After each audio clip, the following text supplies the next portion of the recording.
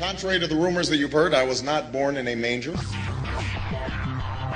I was actually born on Krypton and sent here to save the planet Earth.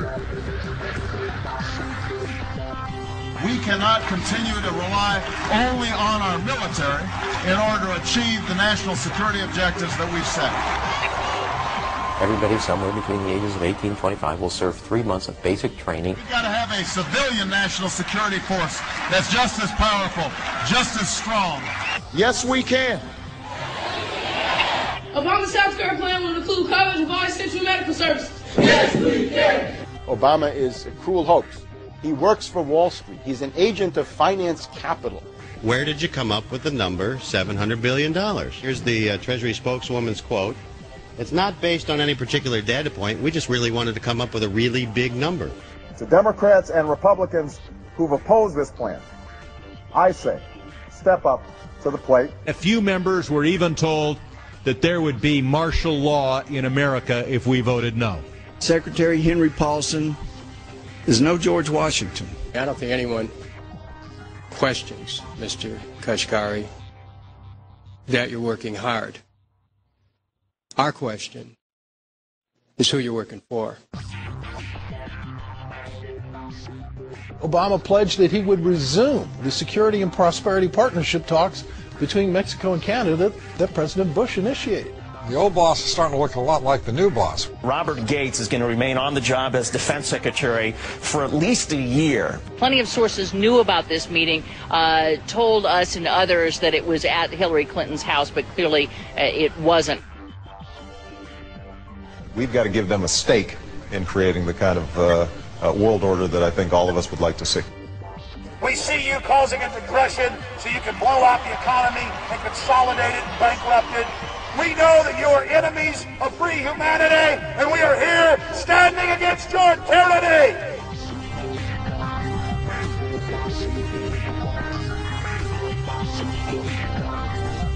The Obama deception. The truth strikes back.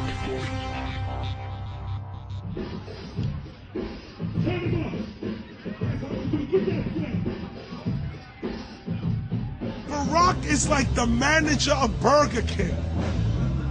All presidents are, including Bush. It's like this.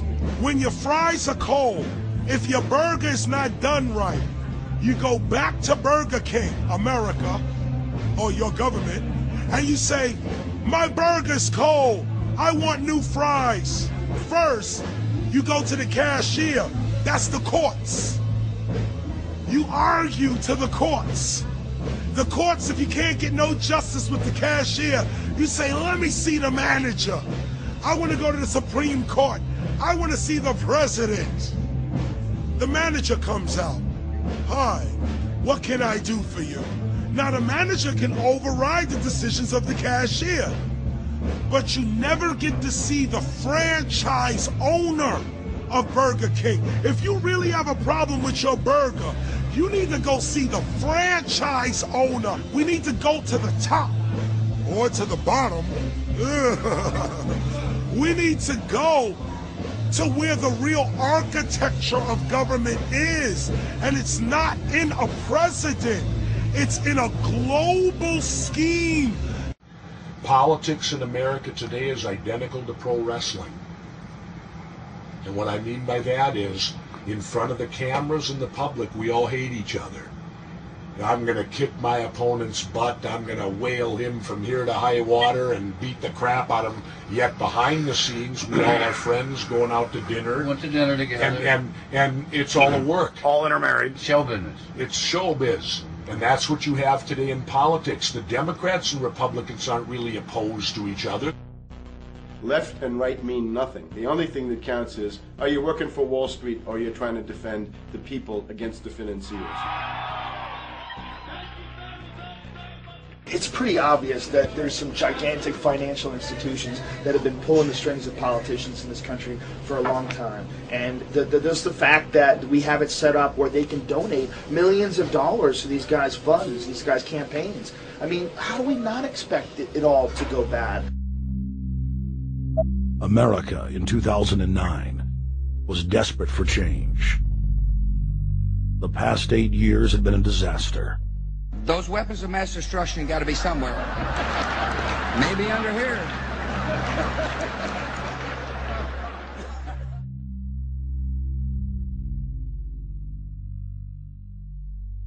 George W. Bush, who had claimed to be a conservative, had tripled the size of the federal government, shredded the Constitution, and destroyed the image of the United States worldwide. Nope, no weapons over there. Endless wars, over 1 million dead Iraqis, and more than 5,000 dead U.S. troops. The Patriot Act, warrantless domestic wiretapping and spying, the end of posse comitatus, the rise of the treasonous North American Union, a deepening recession sliding towards total economic collapse.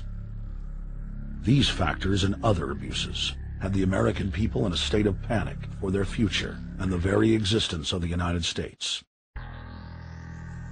The elite were in trouble. The people were beginning to see through their facade, past their front man, and to the ruling elite behind the throne.